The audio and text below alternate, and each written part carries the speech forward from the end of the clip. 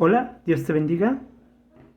Este mensaje está titulado Jóvenes cristianos con una visión y es precisamente a ti, joven, señorita, que perteneces a la iglesia, que has entregado tu vida a Cristo, para el cual este mensaje está dedicado.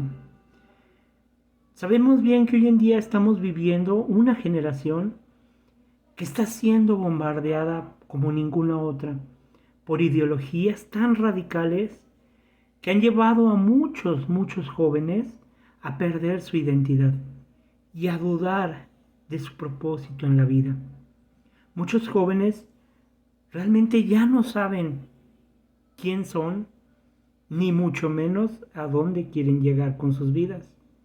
Por esto es muy importante que tú, joven, señorita, cristiano, conozcas cuál es tu identidad en Cristo y obtengas una visión amplia de tu propósito en Él.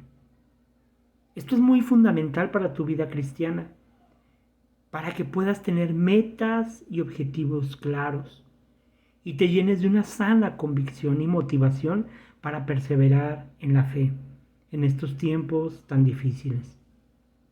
Tener una visión y una meta de vida es como una brújula, la cual siempre te va a llevar hacia toda aquella meta que tú quieras alcanzar. La Biblia está llena de ejemplos de jóvenes que siguieron a Dios de una manera excepcional, pero hay uno en especial al cual es necesario que le prestemos atención. Uno que sobresale por encima de todos los demás porque tenía una visión clara y un propósito claro para su vida. Y estas características nos es muy necesarias imitar en este tiempo que estamos viviendo. Y estamos hablando de Daniel. Daniel era un joven sobresaliente. Cuando Daniel fue llevado a un cautiverio junto con muchos jóvenes de su generación, él tan solo tenía 17 años de edad. Pero él no fue escogido al azar. La palabra nos dice en Daniel capítulo 1, versículo 4, que él era de buen parecer y que era estudiado. ¿Y qué significa eso? Eso significa que Daniel sobresalía de entre todos los jóvenes de su generación. Vamos a ver Romanos capítulo 12, versículo 12, y la palabra nos dice: no os conforméis a este siglo, sino transformaos por medio de la renovación de vuestro entendimiento, para que comprobéis cuál es la buena voluntad de Dios, agradable y perfecta. ¿Cómo puedes aplicar esta palabra a tu vida? Esto significa que no te debes conformar, ni tienes por qué seguir las tendencias de tu generación, joven señorita, sino que tienes que ser diferente y tienes que sobresalir de entre tu generación. Y esto se aplica a todas las áreas de tu vida, en tu casa, en tu escuela, en tu trabajo, en los deportes que practicas, en los clubes sociales a donde perteneces, incluso en la iglesia. Recuerda esto, joven, señorita. Los que son sobresalientes son los que se llevan primero las oportunidades que se presentan en la vida. En segundo lugar, Daniel era un joven de excelencia. Cuando Daniel fue llevado cautivo, fue llevado junto a muchos jóvenes de su generación. Y seguramente se les hicieron exámenes, se les hicieron pruebas. Y sin embargo, dice la palabra, que Daniel y sus amigos sobresalieron de entre todos sus contemporáneos. Ellos prácticamente superaron todas las pruebas y exámenes mucho mejor que sus contemporáneos. Y esto nos dice una cosa, hermanos, jóvenes, señoritas. Hay dos tipos de personas en el mundo, nunca se te olvide esto. Las personas que son mediocres y las personas que son excelentes. Desgraciadamente el mundo en la actualidad está lleno de personas del primer grupo, Personas que tienen la oportunidad de cambiar, de capacitarse, de ser mejores, pero en realidad no están dispuestos a cambiar su vida. Y es triste porque en la actualidad, junto con toda la tecnología que tenemos, al alcance de un clic de celular, de un clic de computadora, podemos acceder a cursos, preparación, todo tipo de videos que pueden ayudarnos a superarnos en los ámbitos que nosotros querramos hacer en nuestra vida. Pero muy pocas personas están dispuestas a hacer un cambio. Incluso hay personas que llevan 5, 10, 20 años en su mismo ámbito, en su mismo rubro, sin nunca jamás haber cambiado, superado o mejorado su capacidad de vida. Y esto nos lleva al segundo grupo. Las personas de excelencia son las que se caracterizan por una cosa. Saben que siempre hay oportunidad para ser mejor en todas las cosas que hacen. Y no solo lo saben, sino que lo hacen, buscan ser mejores. Y adivina qué, para este tipo de personas, las puertas de las oportunidades, de los trabajos, de los empleos, de los mejores salarios, siempre van a estar abiertas. Incluso el Señor busca siervos de excelencia para servir en su obra. Y yo te pregunto, joven señorita, ¿a cuál de estos dos grupos te gustaría pertenecer? ¿Y en cuál de estos dos grupos estás el día de hoy? Nunca olvides que siempre hay posibilidad para ser mejor. En tercer punto, Daniel tenía muy claras sus convicciones.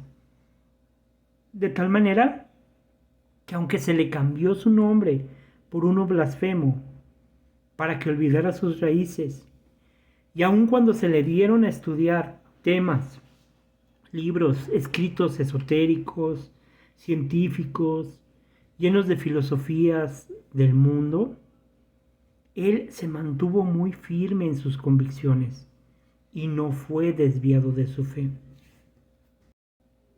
Joven cristiano, señorita, siempre tienes que recordar algo.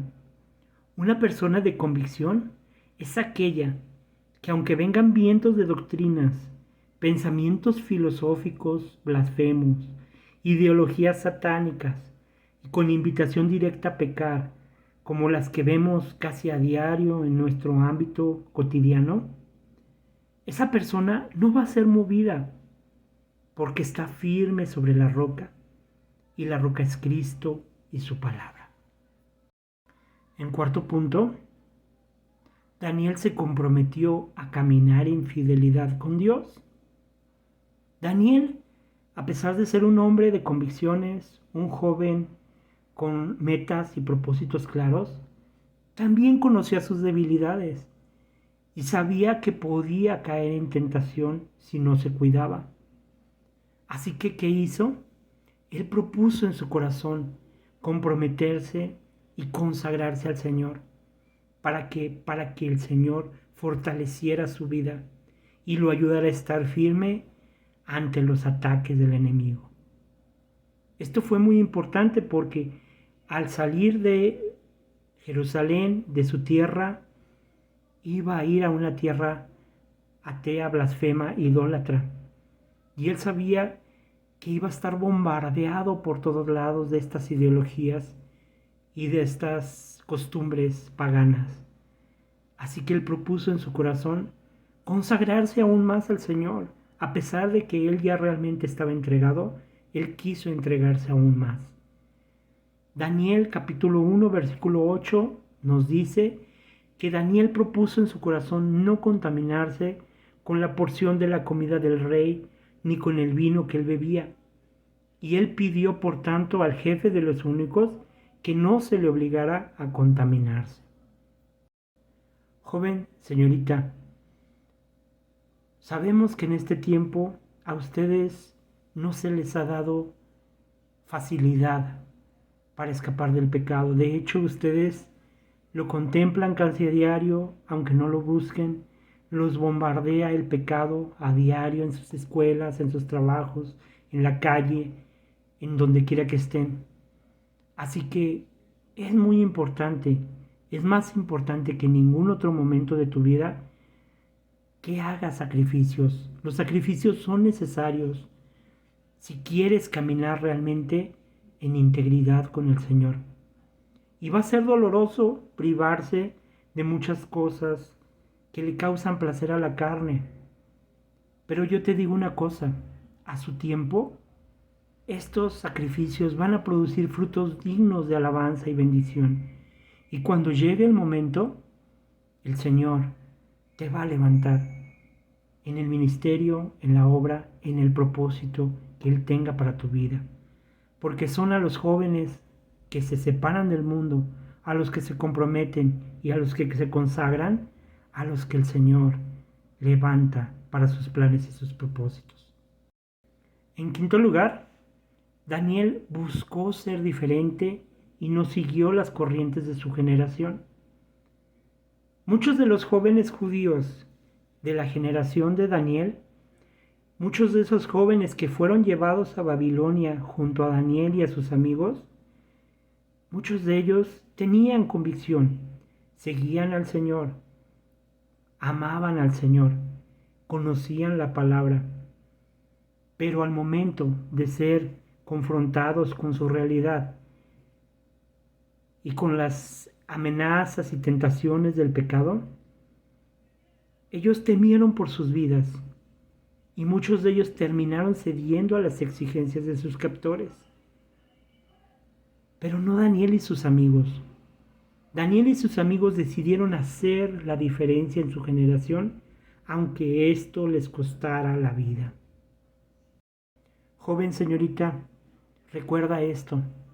En todas las generaciones que han habido, hasta el día de hoy, Dios siempre ha guardado un remanente.